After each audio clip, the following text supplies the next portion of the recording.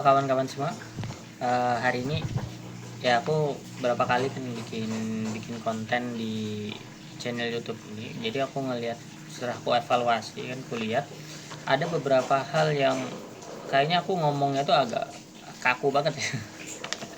Tapi di video-video yang lain tuh rasa kayak lepas ya gitu. Jadi mungkin aku mikir kayaknya terlalu kaku, tidak enak juga ya di sisiku pribadi dan kawan-kawan yang nonton nantinya. Karena aku coba untuk lebih lebih santai ya. Ya istilahnya kayak apa sih, vlog aja sih ya, kayak kita ngobrol aja tapi kita tetap ngobrol dalam pembahasan hukum gitu aja. Nah, kita coba untuk menganalisis beberapa pertanyaan-pertanyaan dari klien. Kita coba menganalisis beberapa permasalahan-permasalahan terutama dalam bidang teknologi dan AI. Karena kalau kita melihat hari ini, undang-undang PDP sekalipun itu kan lahirnya tahun atau disahkannya itu kan tahun 2022 ya.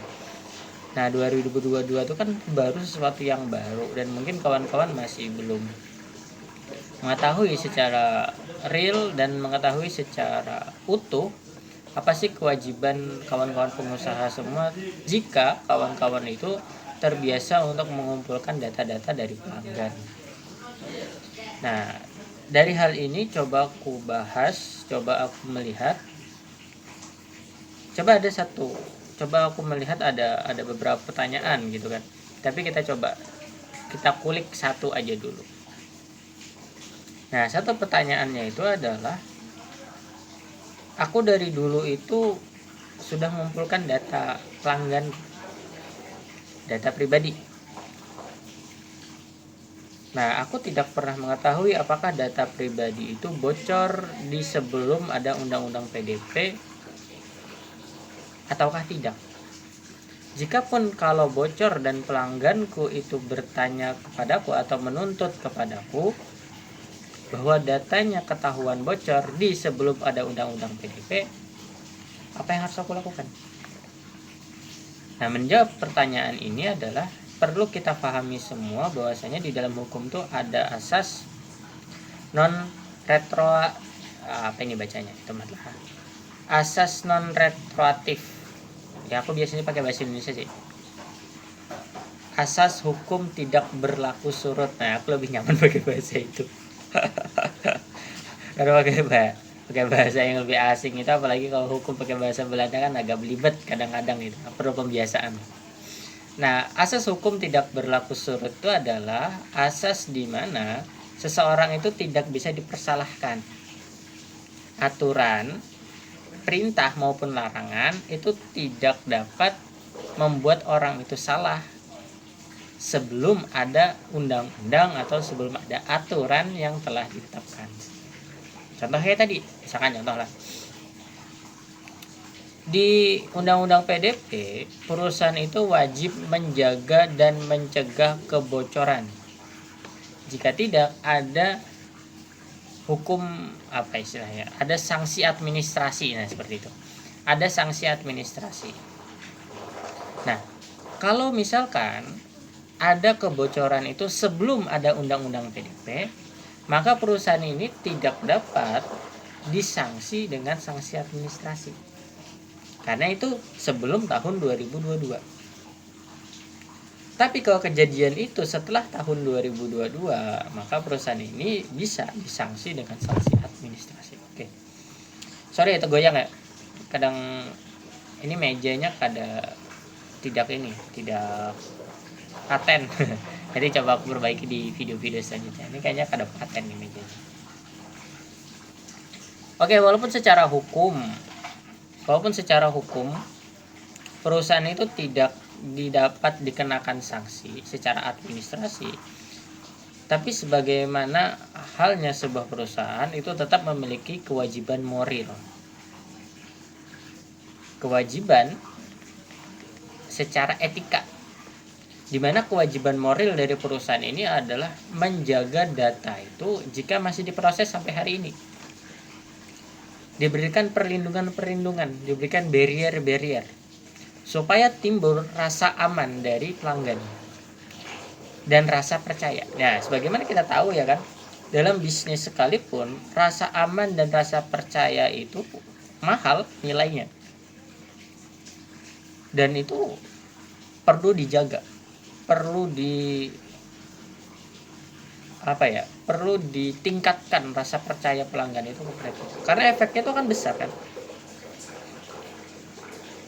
Efeknya itu bukan hanya pada hari ini, tapi efeknya itu berlaku sampai di tahun-tahun yang akan datang.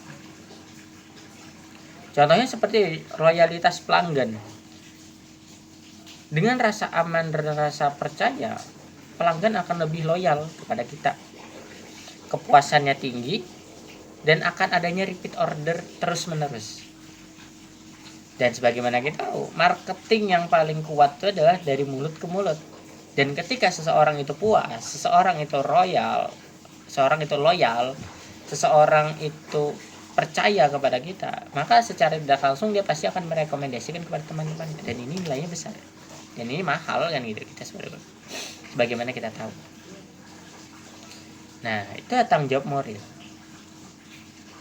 Yang ketiga yang harus dilakukan perusahaan itu adalah taat dan tunduk pada undang-undang PDP yang berlaku hari ini. Undang-undang PDP sudah berlaku. Ya, sekarang 2026. Undang-undang PDP sudah berlaku dari tahun 2022. Maka kewajiban perusahaan pada hari ini adalah untuk tunduk dan patuh kepada undang-undang ini. Karena dari tahun 2022 sampai 2026 sekarang dan tahun-tahun yang akan datang selanjutnya, ketika ada kebocoran data, maka siap-siap perusahaan akan bisa disanksi dengan sanksi administrasi atau dengan sanksi-sanksi yang lainnya.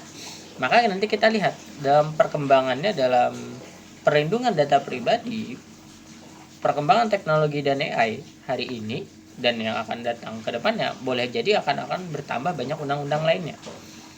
Maka kita harus siap-siap. Ini sudah dimulai dah, perlindungan itu sudah coba dimulai. Aku coba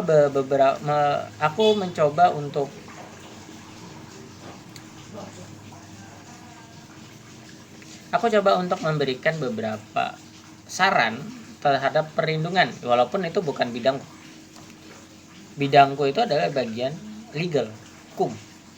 Untuk perlindungan secara teknis itu ada teman-teman yang lain, yang praktisi di bidang cyber security misalkan seperti itu. Nah, untuk teknisnya bisa dikonsultasikan ke kawan-kawan yang fokus pada bidang itu. Nah, bidangku di hukum dan aku menjelaskan bagaimana caranya.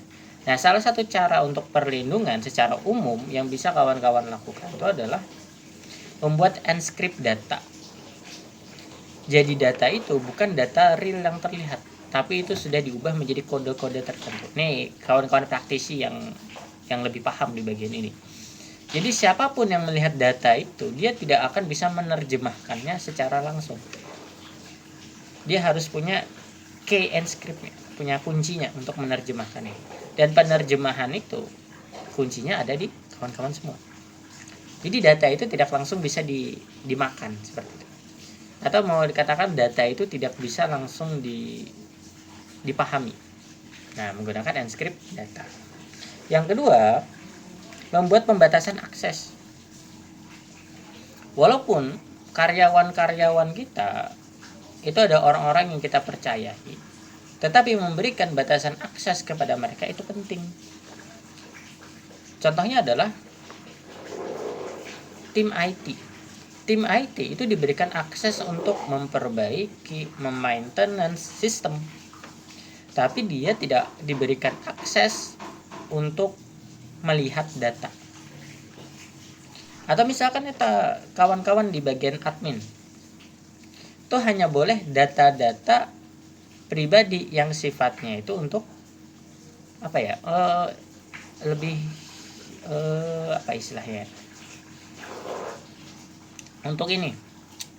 untuk memastikan orang yang di depan dia itu ada orang yang sama dengan data yang dia miliki. Apa istilahnya itu, lupa aku. Pokoknya itu verifikasi ya itu. dia hanya boleh melihat data untuk memverifikasi orang yang ada di depannya ada orang yang sama gitu.